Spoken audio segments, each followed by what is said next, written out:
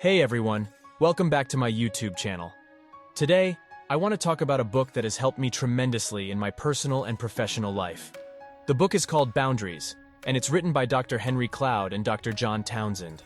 In this video, I'm going to explain the concept of boundaries and provide some real-life examples to help you understand how to apply this concept in your own life. So, what are boundaries? Boundaries are limits that we set to protect ourselves and our relationships. They define what is acceptable and what is not, and they help us communicate our needs and expectations to others. Boundaries can be physical, emotional, or relational, and they are essential for healthy relationships.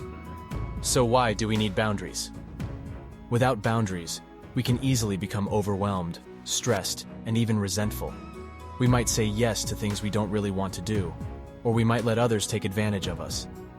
Boundaries help us prioritize our time and energy, and they allow us to say no when necessary. They also help us maintain healthy relationships by establishing mutual respect and trust. Now everyone wonder how to set boundaries. Now that we know what boundaries are and why they are important, let's talk about how to set them. Dr. Cloud and Dr. Townsend provide a practical framework for setting boundaries, which involves 4 steps. 1. Identify the boundary. What is the limit you need to set? Be specific and clear about what you want and don't want. 2. Communicate the boundary. Once you've identified the boundary, you need to communicate it clearly and respectfully to the other person. Use I statements and be assertive but not aggressive. 3. Enforce the boundary. This is the hard part. You need to stick to your boundary even if it's uncomfortable or inconvenient.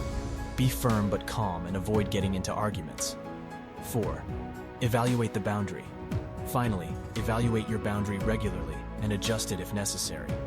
Boundaries are not set in stone, and they may need to be modified based on changing circumstances. To make things more concrete, let me give you some real-life examples of boundaries you might set in different situations. In a romantic relationship, you might set a boundary that you need some alone time to recharge your batteries. For example, I need to spend an hour by myself every day to unwind and relax. I love spending time with you, but I also need my space. In a work setting, you might set a boundary that you can't work overtime every day. For example, I can work overtime twice a week, but I have other commitments, and I need to take care of myself. I need to have some time for my hobbies and self-care. With a family member, you might set a boundary that you don't want to talk about certain topics that are triggering for you. For example, I understand that you want to talk about politics, but I find it stressful, and I prefer not to discuss it. Let's talk about something else instead. Conclusion. So, that's the concept of boundaries and how to set them in real-life situations.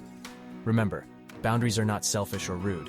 They are essential for your well-being and for building strong, respectful, and fulfilling relationships. I highly recommend reading the book Boundaries by Dr. Henry Cloud and Dr. John Townsend to learn more about this important topic. Thanks for watching, and I'll see you in the next video.